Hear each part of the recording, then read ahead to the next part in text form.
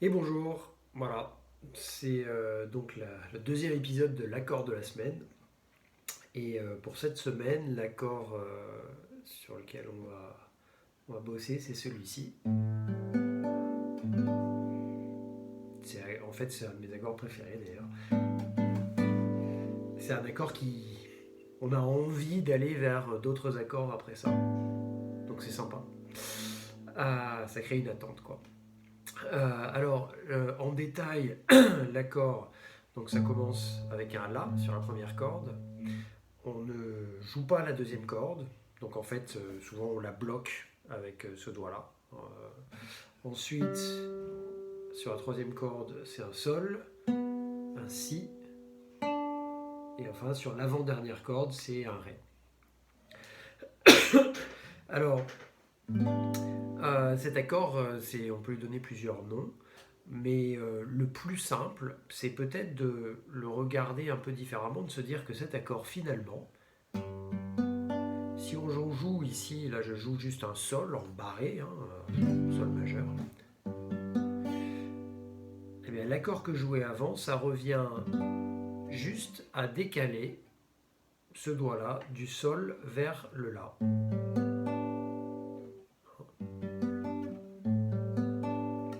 Voilà, donc en fait, on pourrait dire que c'est un Sol majeur, mais avec un La à la basse, qui se trouve être donc la neuvième.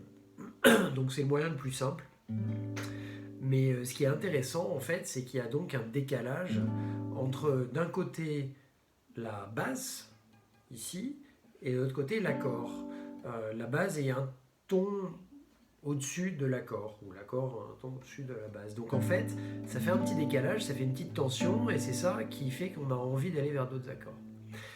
Euh, avant d'expliquer un peu ce qu'on peut faire avec cet accord, je vais juste montrer d'autres formes de l'accord. En fait, on peut le jouer, on descend tout d'une corde, et donc ici ça commencerait par un Ré, voilà. C'est le même principe, hein. Voilà. Donc ça ferait, d'accord. L'autre chose qu'on peut faire aussi, c'est l'autre forme qu'on a, c'est imaginons on part de là, et en fait on va prendre le La qui est la base ici, et en fait on va le mettre tout en bas. On va le prendre, en fait la première et la dernière corde c'est la même note, donc on va le mettre tout en bas ici. Donc au lieu de le jouer là, on le joue là. Et en fait ça fait comme ça. C'est le même accord, hein. C'est juste que c'est pas la même base en fait. Donc c'est assez intéressant. Voilà. Dernière chose par rapport à cet accord, hein, une idée qui est assez intéressante, c'est que on peut jouer, si on joue en groupe par exemple, la basse peut jouer du coup le La ici, et justement la guitare ou les autres instruments peuvent jouer ça, et du coup ça donnera cette impression là qui peut être assez sympa. Alors, il y a plusieurs choses qu'on peut faire avec cet accord. D'abord, ici, si on considère que on a dit c'était un Sol, et puis on a le neuvième, et donc ça veut dire que on va pouvoir tout décaler, c'est-à-dire que on peut aller vers le haut facilement en décalant ça ici. Donc ça, en gardant le La. Donc par exemple, d'accord. Donc ça permet de faire des progressions vers le haut. Et on peut continuer.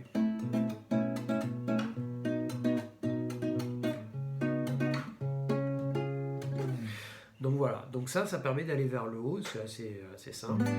On n'est pas obligé de faire ces trucs de transition, mais c'est juste, on a l'impression que là il y a une tension et que là on la résout. Donc c'est ça qui est intéressant en fait dans cet accord. On peut aussi faire juste des progressions en transposant. Ça passe très bien. Maintenant, on peut aussi progresser en allant plus vers les graves. Et là, en fait, il y a une petite astuce, c'est que on peut le faire directement, hein. va. Mais il y a une petite astuce, c'est que cette note-là, donc, avec l'index, on peut la baisser d'un demi-ton. En fait, le truc qui est intéressant, ça sonne pas mal. Pourquoi? Parce que si on considère que l'accord, c'est pas un accord de sol, mais c'est un accord de la, ben, ça veut dire qu'en fait, ça, c'est la septième, ça, c'est la neuvième, et ça, c'est la quarte. Donc ça veut dire qu'en fait, on joue juste un accord, et on joue pas, normalement, c'est 1, 3, 5, les accords, enfin les triades. Et là, on joue pas le 3, on joue pas la tierce, on joue pas la quinte, on joue la septième, on joue la neuvième, et on joue la quarte. Donc en fait, on joue quasiment que les enrichissements. Alors pourquoi c'est intéressant? Parce que du coup, la quarte ici, qui est l'index, quand on la descend, ça fait la tierce. Et donc, on retrouve ce genre de choses où on joue l'accord, on joue la quarte d'abord, et puis après la tierce. C'est exactement le même principe quand on joue un ré comme ça. Voilà, ou comme ça. Voilà, donc c'est ce genre de choses. Et ben ça, c'est exactement la même idée. Et donc, on peut continuer et baisser l'accord qu'on jouait initialement d'un ton.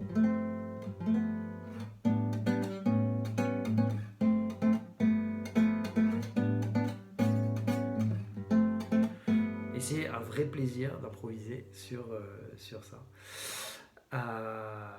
On peut donc, ça, on peut le faire aussi dans la forme où on transpose en fait la première corde sur la dernière, comme ça.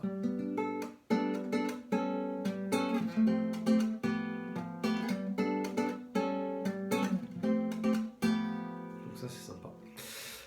Autre chose qu'on peut faire, on peut s'amuser encore à bidouiller l'accord. Donc on peut par exemple faire une sorte de barré, de mini barré avec l'index pour essayer de choper la dernière corde aussi. Donc comme ça. Et ça marche aussi quand on essaye de descendre.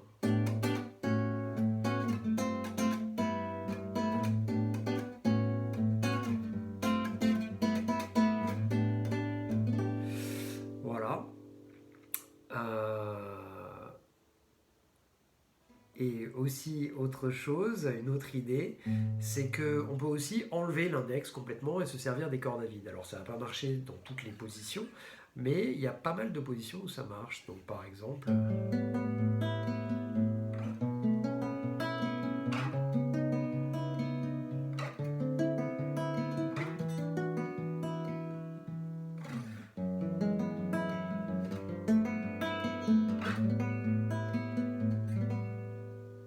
Voilà. Donc ça c'est pas mal. On peut aussi maintenir l'index et utiliser juste la dernière corde à vide.